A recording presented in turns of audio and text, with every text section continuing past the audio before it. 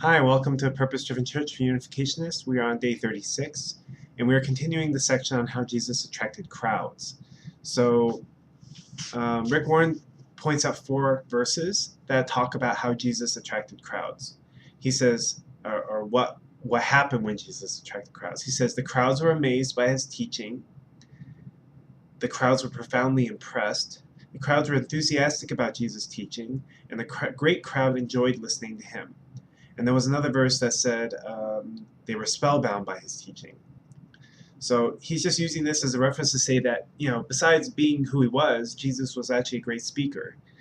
People were really interested and captivated by what he had to say. And so we should take note of that and recognize what were the things that Jesus did that attracted so many people. Even though we know in the end of his life, people didn't follow him, but while he was teaching, he really he did move people, and people were interested. So he goes on to talk about how Jesus began with people's hurts, needs, and interests. He says that Jesus usually taught in response to a question or a pressing problem from someone in the crowd.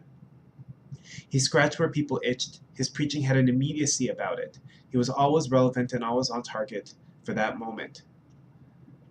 He says, by beginning with people's needs, when you preach or teach, you immediately gain the attention of your audience. Every good communicator understands and uses this principle. He talks about, people who are marketing a product, or people who are teaching, or people who are salesmen, how they don't start off with the product, they start off with what's the interest, or what are the needs in a person's life. He says you start where people are and move them to where you want them to be.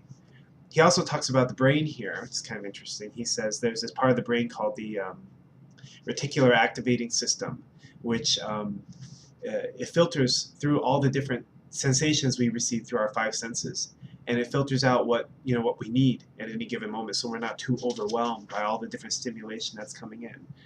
And he says that there are 3 things that make it their way through this system. There are things that we value, things that are the unique, and things that threaten you.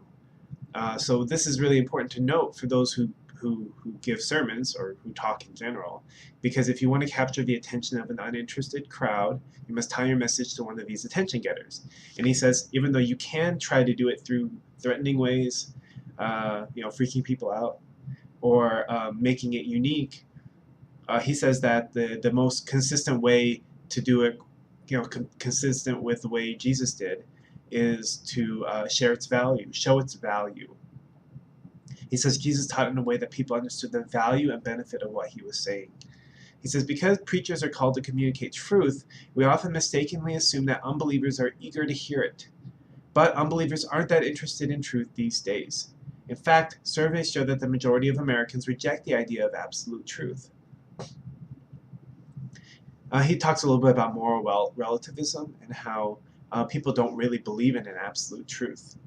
Many people don't really believe in an absolute truth. You can say that you have the truth, but then people would just say, well, so does everybody else. He says proclaimers of truth don't get much attention in a society that devalues truth. Just sounds true to me. While most believers aren't looking for truth, he says, they are looking for relief. This gives us the opportunity to interest them in truth. I found that when I teach a truth that relieves their pain or solves their problem, unbelievers say thanks. What else is true in that book? Sharing biblical principles that meet a need creates a hunger for more truth. He talked about how Jesus, oftentimes would start off by healing something, a leprosy, a blindness, a bent back, or hunger, and then after their felt needs were met, they were always anxious to know this truth about this man who would help them with a problem they couldn't solve themselves.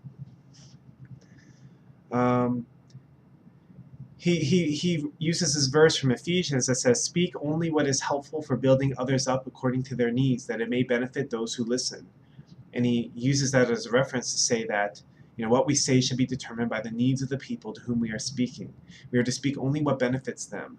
Unfortunately, many pastors determine the content of their message by what they feel they need to say rather than what the people need to hear. However, people's immediate needs are key to where God would have you begin speaking on that particular occasion. Of course, he's saying, you don't necessarily remove truth or water down the truth, but you have to look at your audience. Where are they at?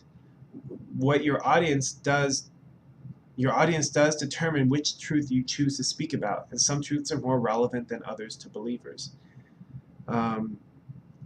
So, he's saying that sometimes people will start off by trying to talk about the biblical root of a word, or the Greek version, or the theological information. For a lot of people who aren't so interested in that, by the time you get to the point about where it's practical and applicable to your life, they've already stopped listening. So he says sometimes you have to begin where your sermons normally end up. But anyway, this is, particularly relevant, I think, to people who teach, but I think that to all of us who are trying to relate with people who have this kind of a mindset, which is a lot of your young people, they're not so interested in the truth of the divine principle. They're not so interested in, what true parents said at any given time. But if we can show them that there's value to it in their life, if we can help them to solve a problem in their life using the principle, even if not even specifically saying we are, but through that method, then it opens people's hearts to knowing more about this truth that maybe they had turned their back on at some point in their life. So tomorrow we'll talk about how Jesus related truth to life. Thanks a lot. Bye.